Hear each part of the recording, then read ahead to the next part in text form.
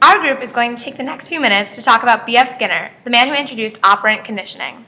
What is operant conditioning? That's a great question. To answer that, operant conditioning is a type of learning in which behavior is strengthened by reinforcement or diminished if followed by punishment. Oh, so you mean people will want to do more things if given a reward? Yeah, and if they get a punishment, they will want to do it less. It was different from classical conditioning because classical conditioning works with a neutral stimuli, while operant conditioning either rewards or punishes a behavior. So what exactly did this Skinner guy do to prove this? Well, Skinner worked with pigeons. The way his experiment worked was that he would put a pigeon into a closed box. His ultimate goal was to get the pigeon to turn around in a complete 360-degree circle, and when it successfully took steps towards this goal, he rewarded it with some food. Oh, so he would give it food when it turned around in a complete circle? Not exactly. Skinner used a method called shaping, in which he gradually worked towards making the pigeon complete the circle. In an operant conditioning procedure, shaping reinforces guided behavior towards a closer and closer approximation of the desired goal. Oh, so taking small steps to get to the desired goal? Exactly. Skinner was trying to get the pigeon to turn around to the left, so whenever the pigeon would take a step to the left, Skinner would reward the pigeon with food.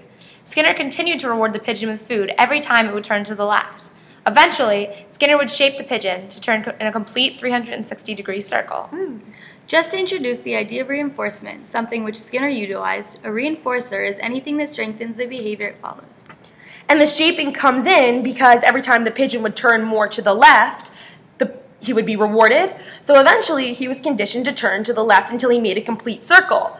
Like you said before, they got him to do this by rewarding small steps towards the complete circle. In this specific experiment, the food given to the pigeon was positive reinforcement. To clarify, positive reinforcement is the strengthening of a response by providing a reward when the desired response occurred. So where does all this punishment stuff come into the operant conditioning? So is negative reinforcement the opposite of positive reinforcement? Not actually. Negative reinforcement is the strengthening of a response by reducing or removing an aversive stimulus when the desired response occurs. Oh, so in the case of negative reinforcement, there's already something bad happening, and we're making less of the bad things happen when the things we're experimenting on does what we want? Yeah, that's completely right. Wait.